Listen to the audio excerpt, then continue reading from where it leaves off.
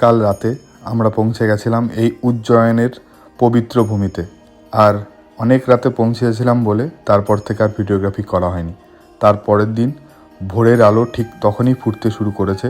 তার পাশে হালকা কুয়াশা, আর কানে ভেসে আসছে একটাই ধ্বনি, জয় মহাকাল, জয় শ্রী মহাকাল। আজ আমি এসেছি এমন এক জায়গায় যেখানে সময় থেমে যায় আর বিশ্বাস জীবন্ত হয়ে ওঠে। এই যাত্রা কোনো সাধারণ ভ্রমণ নয়। আজকের এই পথ চলা উজ্জয়নের মহাকালের দিকে। উজ্জয়ন ভারতের প্রাচীনতম নগরীগুলির মধ্যে একটি। শাস্ত্রে বলা হয় এই শহর 7টি মোক্ষদায়িনী শহরের মধ্যে অন্যতম। এখানে মৃত্যু মানে শেষ নয়, এখানে মৃত্যু মানে মুক্তি। এই পবিত্র ভূমিতে অবস্থান করেছেন স্বয়ং মহাদেব। মহাদেবের জ্যোতির্লিঙ্গ মহাকাল জ্যোতির্লিঙ্গ। ভোরের অন্ধকারে শুরু হয় আমাদের যাত্রা। চারপাশের ভক্তদের দীর্ঘ লাইন, কেউ খালি পায়ে, কেউ হাতে ফুল নিয়ে, কেউ চোখ বন্ধ করে জপ করছেন ওং নমঃ শিবায়। এই লাইনে দাঁড়িয়ে কেউ ক্লান্ত নয়, কারণ এখানে অপেক্ষাটাও একটা সাধনার মতো।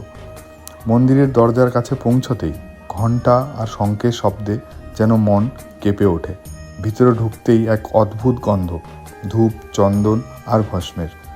মনে হয় এই জায়গায় হাজার হাজার বছর ধরে মানুষ এসে শুধু একটাই কথা বলছে, হে মহাকাল, রক্ষা করো।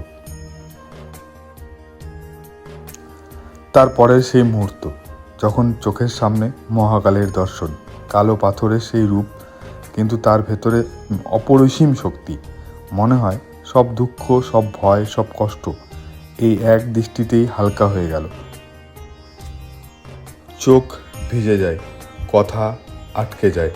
মহাকালের সামনে দাঁড়িয়ে কেউ কিছু চাইতে পারে না, শুধু মনে হয় যা হয়েছে সেটুকুই যথেষ্ট। এই মুহূর্তটাকে ভাষায় বোঝানো যায় না, এটা শুধু অনুভব করা যায়। মন্দির প্রাঙ্গণে নানা রাজ্য থেকে আসা ভক্ত, কারো চোখে শান্তি, কারো চোখে কৃতজ্ঞতা। সবাই আলাদা গল্প নিয়ে এসছে, কিন্তু সবাই ফিরছে একটাই অনুভূতি নেই, মহাকাল আছেন। মন্দির থেকে বেরিয়ে আসার সময় আকাশটা একটু বেশি পরিষ্কার মনে হয়। মনের ভিতর যেন একটু অদ্ভুত হালকা ভাব। মনে হয় জীবনের ভারটা এই দরজার ভিতরে রেখে এলাম। এই ছিল আমার উজ্জয়ন মহাকাল দর্শনের একটা ছোট্ট অভিজ্ঞতা। এটা শুধু মন্দির নয়, এটা বিশ্বাসের ঠিকানা। আপনাদের জীবনে যদি কখনো সুযোগ আসে, একবার হলেও মহাকালের দরবারে আসবেন। জয় শ্রীরাম, জয় শ্রী মহাকাল। যেখানে সময় নিজেই থমকে দাঁড়ায় আর নত হয় মহাকালের চরণে। এই পবিত্র ভূমিতে অবস্থান করেছেন মহাকালের রক্ষক, ভয়, অন্ধকারের সংহার, কাল ভৈরবের মায়া। কাল ভৈরব, যিনি রুদ্র শক্তির প্রতীক, যিনি ন্যায়ের পাহারাদার, যিনি অন্যায় দেখলে নীরব থাকেন না। যেখানে এলে শুধু দর্শন হয় না, এখানে অনুভব করা যায় এক অদ্ভুত শক্তি, যেন কেউ বলছে ভয় পেও না, আমি আছি। এই মন্দিরের এক আশ্চর্য রীতি, কাল ভৈরব বাবাকে অর্পণ করা হয় মদ। এটা নিয়ম নয়, এটা বিশ্বাস, এটা আত্মসমর্পণ। যে ভক্ত সৎ মন নিয়ে আসে, ভৈরব বাবা তাকে কখনো ফেরান না। বিপদ কেটে যায়, ভয় দূর হয়ে যায়, জীবন আবার পথ খুঁজে পায়। লোকেরা বলেন কাল ভৈরব হলেন উজ্জয়নের কোতোয়াল, এই নগরীর রক্ষক। মহাকালের দ্বারে যাওয়ার আগে তার কাছে অনুমতি নেওয়া প্রয়োজন। এই মন্দিরে দাঁড়ালে মন হঠাৎ শান্ত হয়ে যায়, মাথায় সব কোলাহল থেমে যায়, শুধু একটাই অনুভূতি থাকে, শ্রদ্ধা।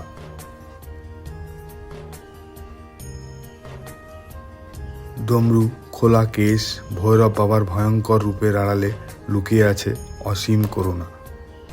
যারা জীবনে বারবার বাধায় পড়েন, যারা অজানা ভয়ে কাঁপেন, তারা একবার কাল ভৈরব বাবার শরণে এলে নতুন শক্তি পাবেন।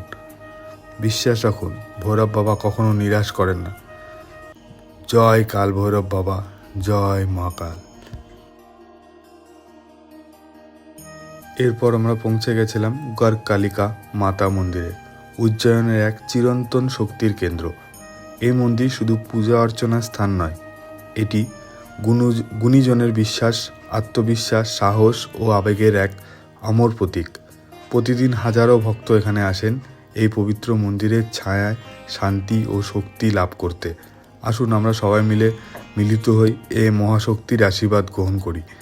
এরপর আমরা পৌঁছে যাই উজ্জয়নের একটি বিখ্যাত গুহা, যেটি দর্শনার্থী ও ভক্তদের কাছে খুব আকর্ষণীয় একটি গুহা, যার নাম ভর্তৃহরি গুহা। উজ্জয়নের প্রাচীন ইতিহাসে অন্যতম নিদর্শন এই গুহা। কথিত আছে প্রাচীন যুগে রাজা ও সাধক ভর্তৃহরি এখানে তপস্যা করেছিলেন। তিনি ছিলেন রাজা বিক্রমাদিত্যের ভাই। পরে সংসার ত্যাগ করে তিনি যোগ সাধনায় লিপ্ত হন।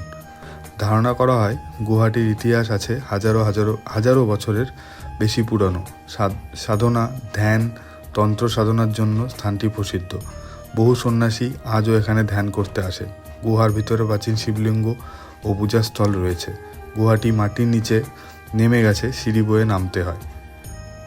ভেতরে ঠান্ডা, অল্প আলো একটি রহস্যময় আধ্যাত্মিক পরিবেশ তৈরি করে। পাথরের প্রাচীন দেওয়াল ও সরু পথ দর্শনার্থীদের কাছে প্রাচীন যুগের অনুভূতি দেয়। উজ্জয়নের পবিত্র ভূমিতে অবস্থিত ভর্তৃহরি গুহা এক অন্যান্য সাধনা ক্ষেত্র। লোককথায় আছে যারা ভর্তৃহরি সংসার ত্যাগ করে এই গুহায় গভীর তপস্যায় লিপ্ত হন। গুহার নীরবতা, শীতলতা ও আধ্যাত্মিক পরিবেশ আজও ভক্তদের কাছে ভক্তি ও বিস্ময়ের সঞ্চার করে। ইতিহাস, সাধনা ও বিশ্বাস সব মিলিয়ে এটি উজ্জয়নের এক অনন্য ঐতিহ্য। সন্ধ্যা নামতেই উজ্জয়নে এক নতুন রূপে সেজে ওঠে। মন্দির প্রাঙ্গণে শুরু হয় সন্ধ্যা আরতি, যেখানে ভক্তরা প্রদীপ জ্বালিয়ে আরাধনা করেন। করিডোর জুড়ে আলোর ছটা ছড়িয়ে যায় চারিদিকে। লাইটিং শোর মাধ্যমে ফুটে ওঠে উজ্জয়নের প্রাচীন ইতিহাস আর সংস্কৃতি। আলোর পর্দায় জীবন্ত হয়ে ওঠে মহাদেবের নানান রূপ, তার তাণ্ডব, তার করুণা, তার শক্তির গল্প। করিডোরের প্রতিটা স্তম্ভ, প্রতিটা দেওয়াল আলোর ছোঁয়ায় বলে যায় উজ্জয়নের প্রাচীন গল্প। এই লাইটিং শো শুধু চোখে দেখার নয়, এটা অনুভব করার, হৃদয়ে ধারণ করার। আসুন আমরা এই আলোর মাধ্যমে উজ্জয়নের ইতিহাস, সৌন্দর্য আর মহাদেবের মহিমা অনুভব করি।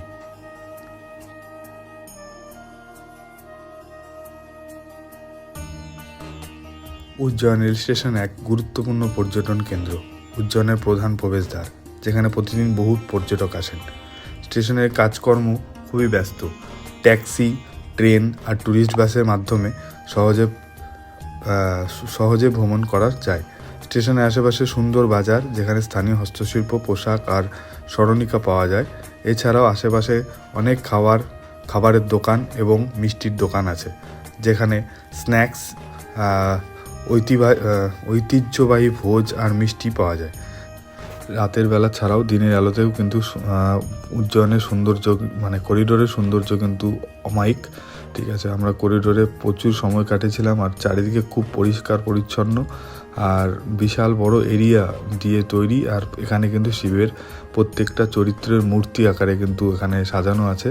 আর যে কেউ এখানে যাক, এর আশেপাশে পরিবেশ থেকে তার কিন্তু অনেকক্ষণ, ঘন্টার পর ঘন্টা এখানে সময় কেটে যাবে, তার কিচ্ছু মনে হবে না।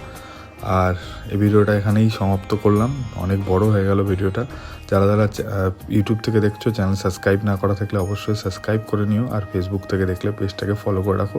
আমাদের নেক্সট অনেক ভিডিও আসবে। আমি অনেক ভিডিও নিয়ে আসবো, অনেক এক্সপ্লোর করব জায়গা, আর তোমাদের সঙ্গে সব কিছু শেয়ার করবো। তো এই ভিডিওটা এখানে অবধি শেষ করলাম। তোমরা সবাই